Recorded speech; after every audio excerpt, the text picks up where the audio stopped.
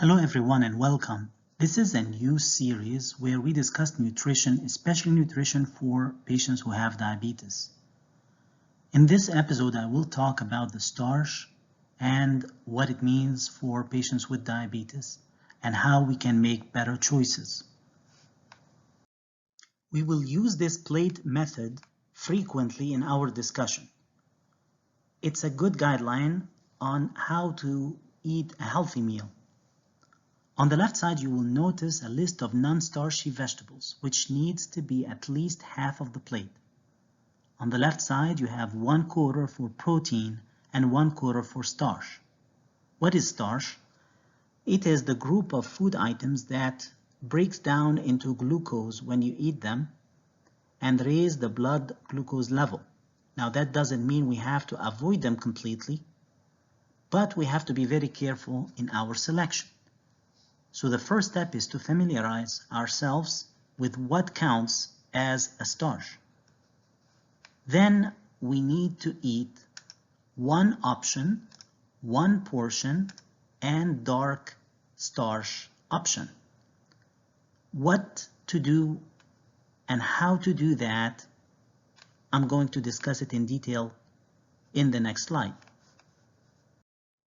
When I talk about choosing one option, what I mean is to choose only one item off that list to have per meal.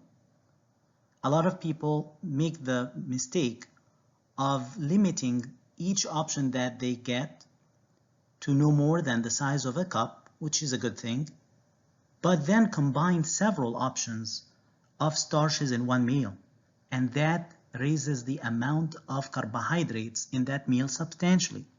For example, eating corn and potatoes, or beans, cornbread, or rice, peas, and yams.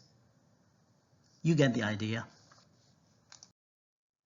So let us take an example, this dish in front of us. Is it diabetes friendly or not? Well, there are certain things that look diabetes friendly on the plate. You can see tomatoes, onions, and parsley, but at the same time, if you look at the starches that are present, you'll find at least 3: rice, corn, and beans. That increases the amount of carbohydrates in the meal significantly. Therefore, it is not diabetes friendly. The next item is to use only one portion of that starch that you chose for your meal. That means the size of a tennis ball or the size of the closed fist of an average person. That translates into 1 cup of carbohydrates, which contain, depending on the kind of starch used, between 30 and 45 grams of carbohydrates. Let's take another example and see if you can identify whether this meal is diabetes friendly or not. This is a typical Chinese takeout option, and you can look here at the size of the portion for the rice. It is white rice, and the size is at least 2.5 to 3 cups. That means that the amount of carbohydrates here is very high, even though there was only one choice of starches. So therefore, it is not diabetes friendly. The third item is dark choices. Dark is better when it comes to your starch choices.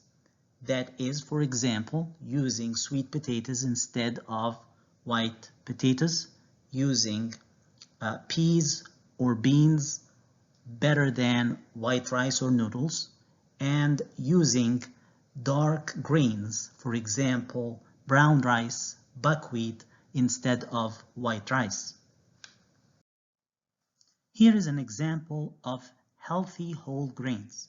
They have lower glycemic index, and we will talk about glycemic index in future episodes, and they are better with less carbohydrates and more fiber than the typical white rice or noodles or other white starch choices.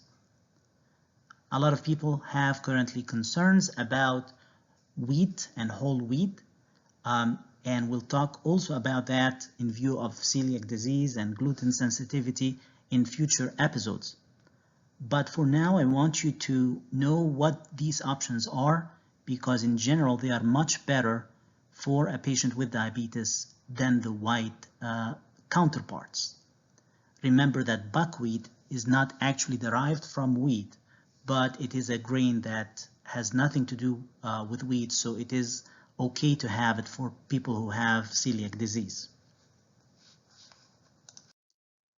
Now let's take another example. Is this plate diabetes friendly or not? You can see there is kale, there is sausage, which is protein and fat, and there is a bean salad, which has basically a little bit of corn, but mostly consisting of beans and some tomatoes and onions. So what do you think? Well, since the size portion of the beans is small and limited, and all the other items do not break down into glucose, then yes, it is a diabetes-friendly meal. Let us review what we discussed. If you have diabetes, you can still enjoy starch with your meals. However, you have to follow 3 rules. Number 1, it has to be one option. 2, it has to be one portion. And 3, dark is better than white. Now, I have to say that of the 3 rules, the most important one is one portion. So somebody may ask, if that is the case, then why can't I have several options of starches and still the total amounts to 1 cup? In theory, you can, but in practice, it is very difficult to cook several different types of starches and limit yourself successfully to just 1 spoon of each of those starches. Our human tendency would make us eat more than that amount. Also, dark is better, but I didn't say that it's a must. And the reason that I didn't say is that I am very aware that the dark options for starch, except probably for beans, are more expensive than their white counterparts. You can definitely see that for yourself if you wanted to eat the healthy greens we discussed, such as quinoa or buckwheat. You will probably not find them except in a health food store. Also, the brown rice takes about twice as long to cook than the white rice. For these difficulties, and if you're trying to eat on a budget, I said you can have white starch, but I would prefer if you go for dark if that is at all possible.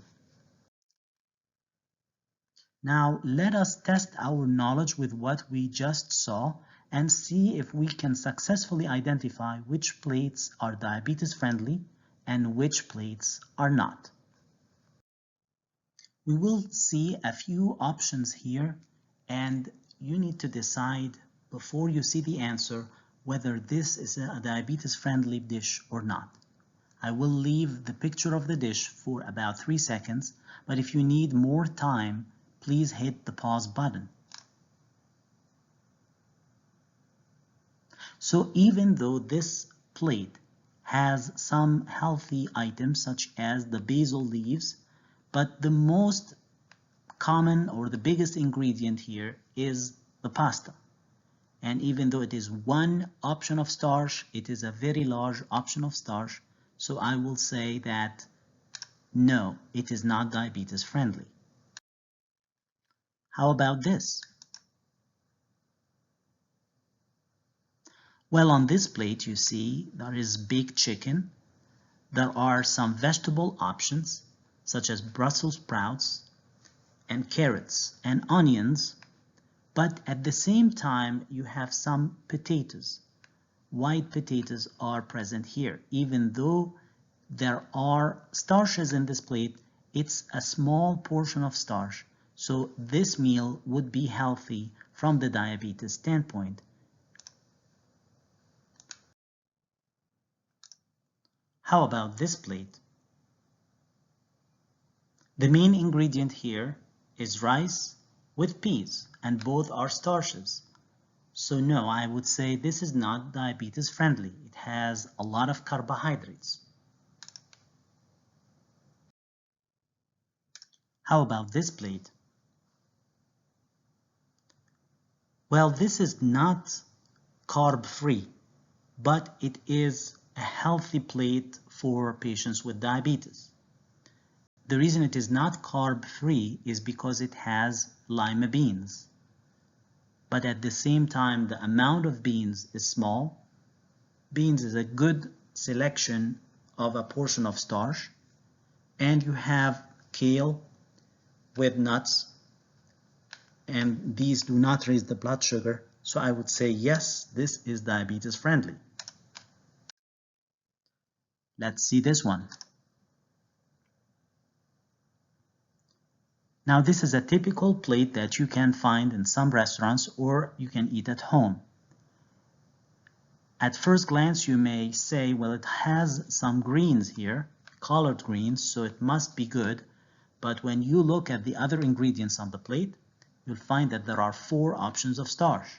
There is mac and cheese, black beans, white potatoes, and bread. So they all add up to more than 140 grams of carbohydrates. So that is not a diabetes-friendly plate.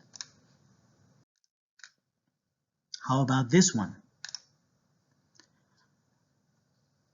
In this plate you see green beans, which count as vegetable, not as a starch. All beans are considered starches except green beans, which is a different category and counts as a vegetable.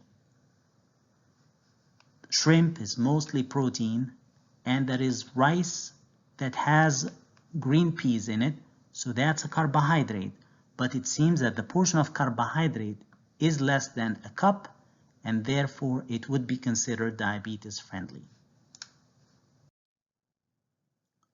With this, we come to the end of our presentation.